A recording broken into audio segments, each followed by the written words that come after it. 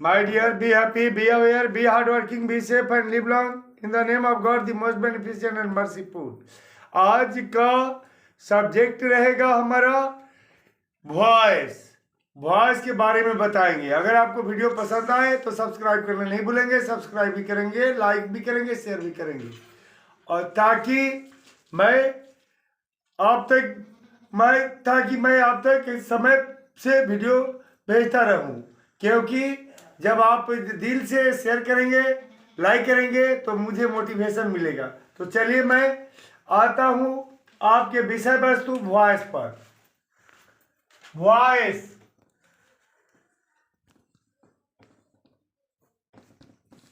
तो वॉइस के बारे में जाने क्या है।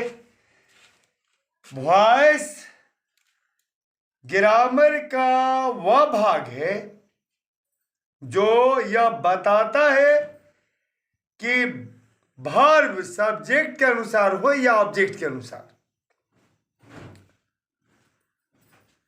इस आधार पर वॉइस के दो प्रकार होते हैं, एक एक्टिव वॉइस, दूसरा पैसिव वॉइस। जब वो वर्ब सब्जेक्ट के अनुसार होता है तो उसे एक्टिव वॉइस कहते हैं, और जब वर्ब ऑब्जेक्ट के अनुसार होता है तो उसे पैसिव वॉइस कहते हैं। जब तक मैं वॉइस का परिचय दूंगा तब तक आपसे नहीं बनेगा। ये तो सिर्फ परिचय है इसके बारे में। जब मैं इसका नियम लिखकर और एग्जाम्पल के साथ बताऊंगा, बहुत इजी तरीके से सीख लीजिएगा। तो चलिए मैं चलता हूं, पहले परिभाषा लिख देता हूं। वॉइस क्या है? ग्रामर का वह भाग। तो वॉइस ग्रामर का वह भाग जो यह बताता है कि वर्ब सब्जेक्ट के अनुसार हो या ऑब्जेक्ट के अनुसार हो या ऑब्जेक्ट के अनुसार हो, उसे वॉइस कहते हैं। इस आधार पर वॉइस निम्नलिखित दो प्रकार के होते हैं। नंबर एक, एक्टिव वॉइस। जब वर्ब सब्जेक्ट के अनुसार होता है तो उसे एक्टिव वॉइस कहते हैं। जैसे आई ईट ए मैंगो, क्या वर्ब देख रहे हैं? आई यानी कि सब्जेक्ट के अनुसार है। Second, passive voice. जब वर्ब ऑब्जेक्ट के अनुसार हो तो उसे पैसिव वॉइस कहते हैं। जैसे मैंगो इज ईटेन बाय मी, क्या देख रहे हैं? ये जो वर्ब है इज और ईटेन, इज जो है देख रहे हैं, या वर्ब जो इज है वह किसके अनुसार है? ऑब्जेक्ट यानी कि मैंगो के अनुसार। माने ऑब्जेक्ट मैंगो के अनुसार यह वर्ब है। अब चलिए हम आपको बताएंगे एक्टिव वॉइस से पैसिव वॉइस बनाने का तरीका, और उम्मीद है कि बहुत आसान तरीके से आप सीख लेंगे। तो चलिए हम बताते हैं। चलिए अब जो है मतलब एक्टिव वॉइस से पैसिव वॉइस में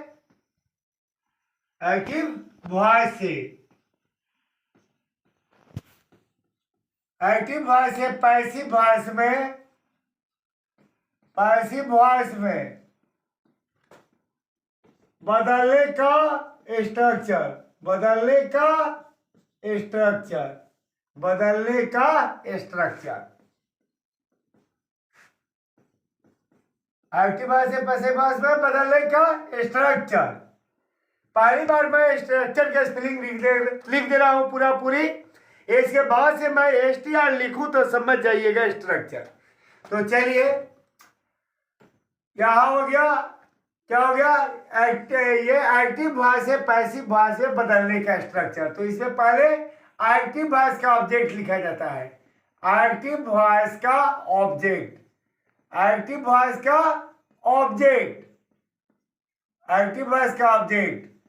उसके बाद से प्लस टेंस के अनुसार हेल्पिंग वर्ब, टेंस के अनुसार हेल्पिंग वर्ब।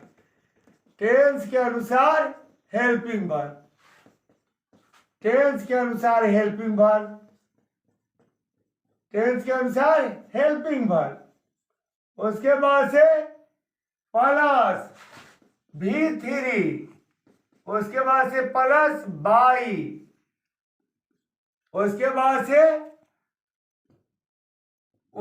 से एक्टिव वॉइस का सब्जेक्ट, एक्टिव वॉइस का सब्जेक्ट, एक्टिव वॉइस का सब्जेक्ट, एक्टिव वॉइस का सब्जेक्ट प्लस खाली जगह प्लस फुल स्टॉप, यानी कि इसके बाद से जो होगा, माने खाली जगह का मतलब जो होगा इसमें रख दिया जाएगा। जैसे मैं, सॉरी, जैसे ये भी मैं यानी कि एक्टिव वॉइस में हो गया, आई कॉल यू। तो ध्यान दीजिएगा, इसमें सबसे बड़ी समस्या यह है कि आपको टेंस जानना पड़ेगा। अगर टेंस की अच्छी जानकारी नहीं है तो वॉइस किसी कीमत पर नहीं आएगा। हर टेंस की पहचान और बनाने का तरीका मालूम होना चाहिए। तो पहले तो आप फार्मूला से जब चलेंगे तो पहले एक्टिव वॉइस से जब पैसिव वॉइस बनाने चलेंगे, एवी का मतलब समझिएगा एक्टिव वॉइस और पीवी का मतलब पैसिव वॉइस। तो जब एक्टिव वॉइस से पैसिव वॉइस में बदलने चलिएगा तो सबसे पहले इस फॉर्मूले का अप्लाई कीजिएगा, क्या कि एक्टिव वॉइस का ऑब्जेक्ट। तो एक्टिव वॉइस का ऑब्जेक्ट कौन है? यू। उसके बाद से टेंस के अनुसार हेल्पिंग वर्ब। तो सिंपल प्रेजेंट टेंस में हेल्पिंग वर्ब क्या लगता है? सिंपल प्रेजेंट टेंस में हेल्पिंग वर्ब एम या इज या आर लगता है। किसमें? सिंपल प्रेजेंट टेंस में। सिंपल प्रेजेंट टेंस में आपको helping verb, simple present tense में हेल्पिंग वर्ब क्या लगता है? सिंपल प्रेजेंट टेंस में आपको हेल्पिंग वर्ब जो लगता है वह देख लीजिए क्या है? एम या इज या आर। तो यहाँ पर आप ही फैसला कीजिए कि यू के साथ क्या आना चाहिए? आर आएगा। और उसके बाद से क्या चाहिए? फिर आइए फॉर्मूला पर, टेंस के अनुसार हेल्पिंग वर्ब तो हो गया, उसके बाद से V3 चाहिए। तो ये कॉल का V3 क्या होता है? कॉल। उसके बाद से क्या चाहिए? बाई चाहिए, तो बाई लग जाएगा। उसके बाद से एक्टिव वॉइस का सब्जेक्ट, तो एक्टिव वॉइस का सब्जेक्ट आई है तो इसका ऑब्जेक्टिव केस मी होता है। उसके बाद से क्या बता रहा है? खाली जगह, यानी कि कुछ हो तो लिखिए, अन्यथा फुल स्टॉप दे दीजिए। तो फुल स्टॉप दे दिया। अब मैं चलूंगा, चलिए अब दूसरा उदाहरण ले लीजिए। उदाहरण नंबर 1 हो गया, उदाहरण नंबर 2 ले लीजिए। 2 नंबर हो गया क्या कि he is reading a book, तो ये हम काजी में है, भी में है, यानी कि एक्टिव वॉइस में। किस में है? एक्टिव वॉइस में है। तो पीवी में क्या है? पहले क्या चाहिए? एक्टिव वॉइस का ऑब्जेक्ट। तो ऑब्जेक्ट कौन है? ये बुक, ये बुक है। उसके बाद से क्या चाहिए? टेंस के अनुसार हेल्पिंग वर्ब, तो ये है प्रेजेंट कंटीन्यूअस टेंस। अब प्रेजेंट कंटीन्यूअस टेंस में helping verb, present continuous tense में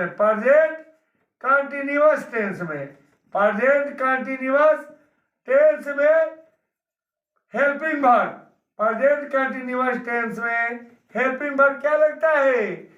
आई एम या इज या आर के बाद बीइंग लगता है, BING, बीइंग लगता है।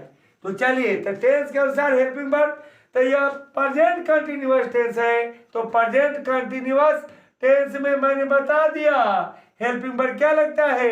एम या इज या आर, उसके बाद से बीइंग।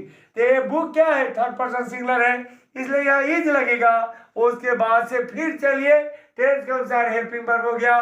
तो अब V3 चाहिए। तो V3, तो कोई भी वर्ब का कोई भी रूप है तो क्या है? वहाँ V3 का ही प्रयोग करना है। तो यहाँ वर्ब का तो यहाँ पर 14 रूप है, लेकिन हमें पैसिव वॉइस बनाने में V3 ही लगाना है। तो ये रीडिंग जो है ना, ये रीड का V4 है, लेकिन हमें पैसिव वॉइस में इसका V3 लिखना है।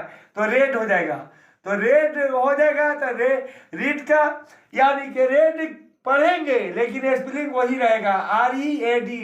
यानी कि जो रीड का स्पेलिंग होता है वही रेड का स्पेलिंग होगा, लेकिन यहाँ रेड पढ़ेंगे। उसके बाद से क्या हो जाएगा, टेंस के अनुसार हेल्पिंग वर्ब। उसके बाद से V3 तो हो ही गया, अब बाई लगेगा। उसके बाद से एक्टिव वॉइस का सब्जेक्ट, तो एक्टिव वॉइस का सब्जेक्ट ही है, तो पैसिव वॉइस में ही है, तो ऑब्जेक्टिव केस में क्या हो जाएगा, हिम हो जाएगा। उसके बाद से चलिए तीसरा उदाहरण ले लीजिए। तीसरा उदाहरण हो गया क्या, तीसरा उदाहरण हो गया एबी में हमारे क्या, तीसरा उदाहरण हमारे एबी में हो गया क्या कि आई, तीसरा उदाहरण हमारे एबी में क्या हो जाएगा, I have seen the Taj Mahal. I have seen the Taj Mahal. I have seen the Taj Mahal. I have seen the Taj Mahal. I have seen the Taj Mahal. तो क्या हो जाएगा, पहले हमें क्या चाहिए, ये जो है ना पीबी में क्या चाहिए, पहले एक्टिव वॉइस का हमें ऑब्जेक्ट चाहिए। तो एक्टिव वॉइस का ऑब्जेक्ट क्या है, दी ताजमहल। तो दी ताजमहल पहले लिखेंगे, दी ताजमहल पहले लिखेंगे। उसके बाद से क्या चाहिए, टेंस के अनुसार हेल्पिंग वर्ब। तो यह प्रेजेंट परफेक्ट टेंस है, इसमें helping verb present perfect tense में, प्रेजेंट परफेक्ट टेंस में, प्रेजेंट परफेक्ट टेंस में, प्रेजेंट परफेक्ट टेंस में क्या लगता है, प्रेजेंट परफेक्ट टेंस में helping verb, present perfect tense में हेल्पिंग वर्ब क्या लगता है, helping verb. Present perfect tense में हेल्पिंग वर्ब क्या लगता है, हैव या had plus been, plus have या हैड प्लस बीन। तो अब क्या हो जाएगा, तो टेंस के अनुसार हेल्पिंग वर्ब, तो हैव या हैज के बाद बीन लगाना है। तो दी ताजमहल क्या है, थर्ड पर्सन सिंगुलर है, इसलिए यहाँ क्या लगेगा, हैज लगेगा। उसके बाद से बीन तो लगाना ही है, माने हैव या में से कोई एक लगेगा, तो थर्ड पर्सन सिंगुलर है, दी ताजमहल तो हैज लगेगा। उसके बाद से बीन लगाना है। उसके बाद से क्या देखिएगा, उसके बाद से क्या है, टेंस के अनुसार हेल्पिंग वर्ब तो हो ही गया, हैज बीन। उसके बाद से V3 चाहिए, क्या चाहिए, V3 चाहिए। तो ये सीन, सी का तीसरा रूप सीन होता है, तो यहाँ पर तो ऑलरेडी ऐसे सीन V3 में है, तो यहाँ सीन ही लिख देंगे। उसके बाद से क्या चाहिए, बाई, तो बाई लिख देंगे।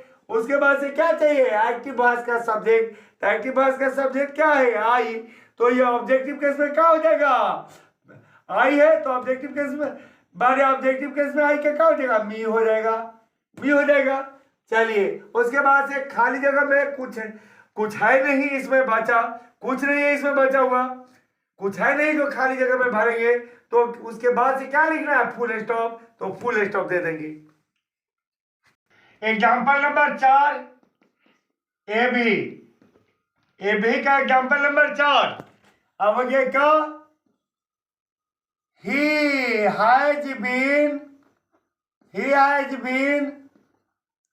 writing, he has been writing a book, he has been writing a book for 6 months, for 6 months, he has been writing a book for 6 months। तो पहले क्या चाहिए, एक्टिव वॉइस का ऑब्जेक्ट, मतलब पीवी में यानी कि पैसिव वॉइस में बदलने के लिए पहले क्या चाहिए, एक्टिव वॉइस का ऑब्जेक्ट। तो एक्टिव वॉइस का ऑब्जेक्ट कौन है, ये बुक है। कैसे समझे कि यही ऑब्जेक्ट है, तब ये वर्ब के बाद जो होता है वो ऑब्जेक्ट होता है। तो एक्टिव पहले क्या चाहिए, एक्टिव वॉइस का ऑब्जेक्ट, तो एक्टिव वॉइस का ऑब्जेक्ट हो गया ये बुक। उसके बाद से क्या चाहिए, टेंस के अनुसार हेल्पिंग वर्ब। तो यह कौन टेंस है, प्रेजेंट परफेक्ट कंटिन्यूअस टेंस है। इसकी क्या पहचान है कि हैव या हैज के बाद बीन है, उसके बाद से B4 है, यही पहचान है प्रेजेंट परफेक्ट कंटिन्यूअस टेंस की। तो प्रेजेंट परफेक्ट कंटिन्यूअस टेंस में हेल्पिंग वर्ब क्या लगाना है, प्रेजेंट परफेक्ट कंटिन्यूअस टेंस में हेल्पिंग वर्ब देखिएगा, present perfect continuous tense, present perfect continuous tense में हेल्पिंग वर्ब क्या चाहिए, में हेल्पिंग वर्ब। तो में हेल्पिंग वर्ब क्या चाहिए, इसमें हेल्पिंग वर्ब चाहिए हमारे, इसमें हेल्पिंग वर्ब क्या चाहिए, हेल्पिंग वर्ब आपका इसमें हेल्पिंग वर्ब क्या चाहिए, हाइव या had plus been plus being. तो देखिएगा यहाँ पर ए बुक क्या है, थर्ड पर्सन सिंगुलर है, इसलिए हेल्पिंग वर्ब क्या लगेगा, हैज लगेगा पहले, तब हैज के बाद बीन लगेगा, उसके बाद से बीइंग लगेगा, उसके बाद से हमको क्या चाहिए टेंस कैसा हेल्पिंग वर्ब हो गया, तो V3 चाहिए। तो राइटिंग जो है ना, राइट का V4 है, लेकिन हमें पैसिव वॉइस बनाने में V3 चाहिए, तो राइट का V3 रिटेन होता है। राइट का V3 क्या होता है, रिटेन। उसके बाद से क्या चाहिए, बाई चाहिए। उसके बाद से क्या चाहिए, एक्टिव वॉइस का सब्जेक्ट। एक्टिव वॉइस का सब्जेक्ट क्या था, ही था, तो इसलिए यहाँ ही ये जो है ऑब्जेक्टिव केस में क्या हो जाएगा, ही का हिम हो जाएगा। उसके बाद से क्या चाहिए, खाली जगह। तो खाली जगह का मतलब हो गया जो इसमें बच जा रहा है, तो फॉर 6 मंथ्स, फॉर 6 मंथ यही बच जा रहा है, खाली जगह में हो जाएगा फॉर 6 मंथ्स। उसके बाद से हमारा क्या हो जाएगा, ये फुल स्टॉप, तो फुल स्टॉप दे देंगे। अब हो गया एग्जाम्पल नंबर हमारे 5 हो गया। तो एग्जाम्पल नंबर 5 में आएंगे तो ये क्या लेंगे, एग्जाम्पल नंबर 5 में अगर हम आते हैं तो एग्जाम्पल नंबर 5 में हो जाएगा क्या, ही accepted my application, he accepted my application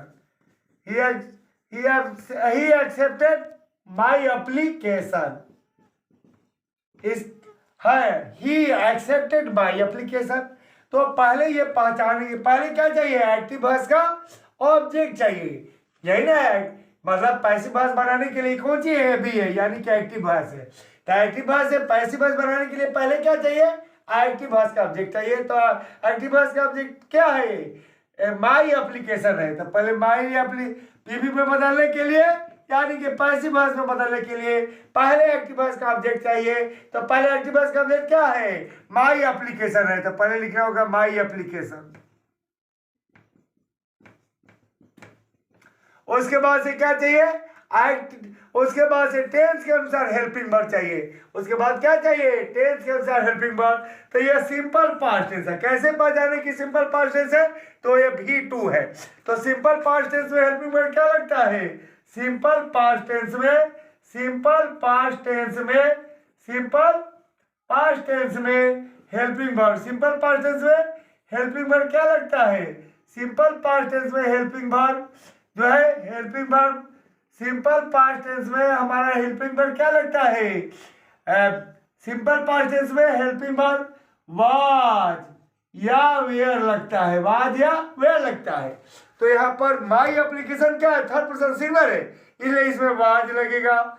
उसके बाद से हमको क्या चाहिए, टेंस कैसा हेल्पिंग वर्ब तो हो गया, V3 चाहिए।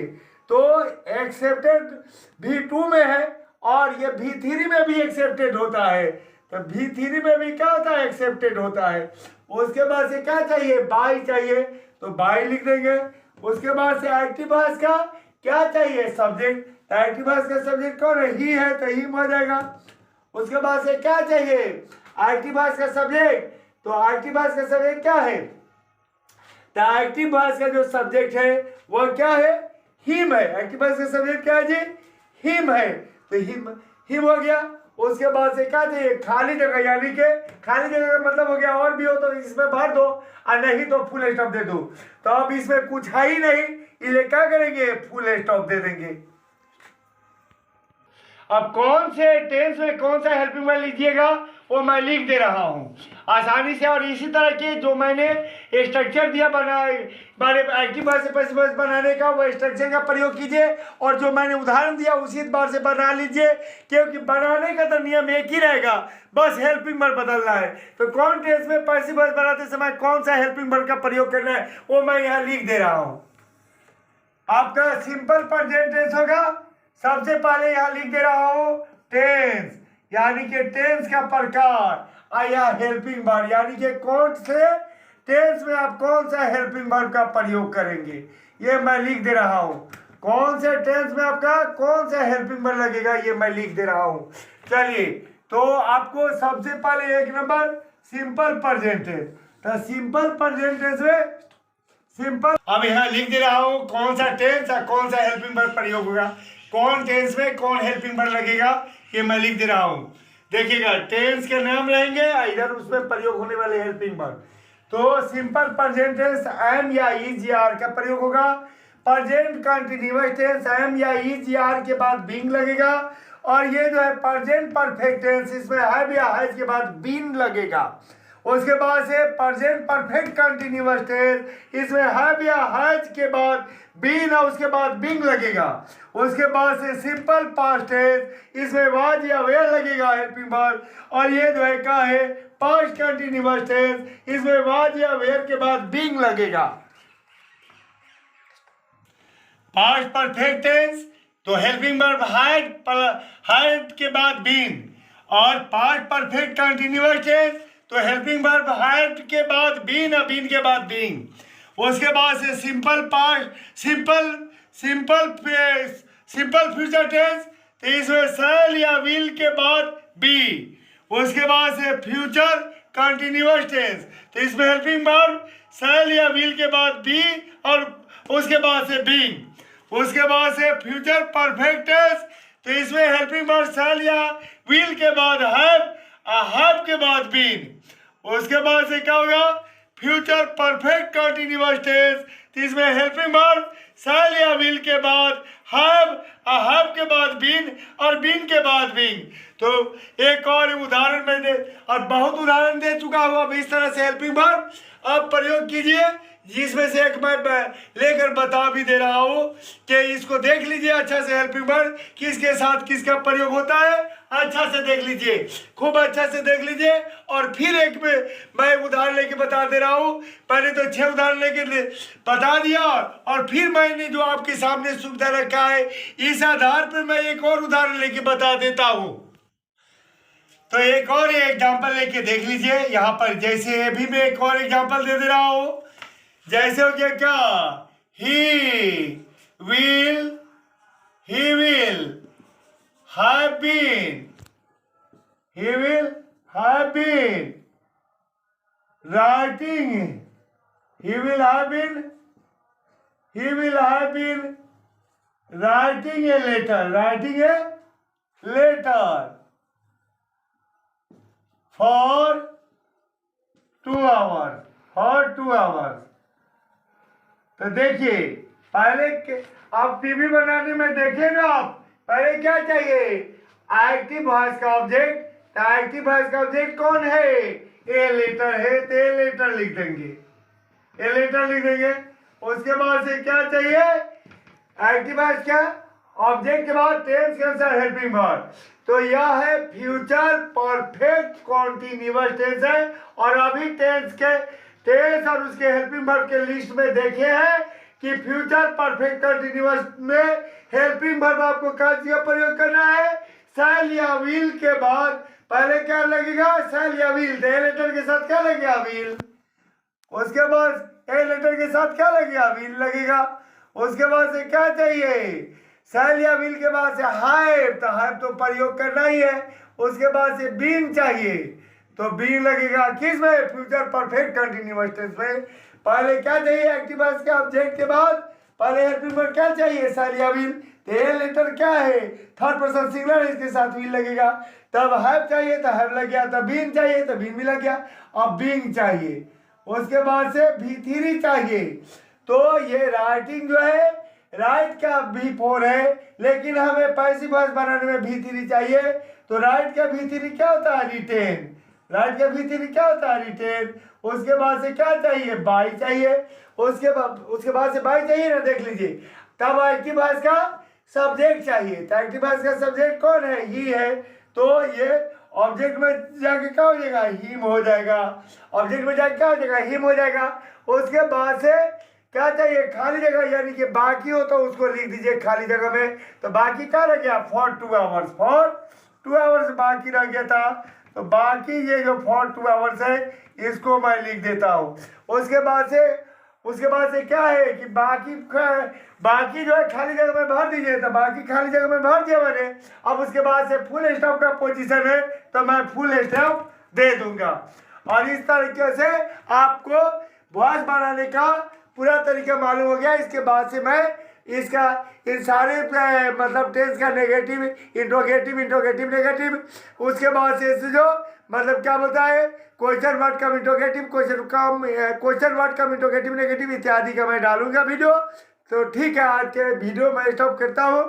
आज के जो मतलब प्रोग्राम मैं स्टॉप करता हूँ। ये वीडियो इतना ही तक रहने देता हूँ।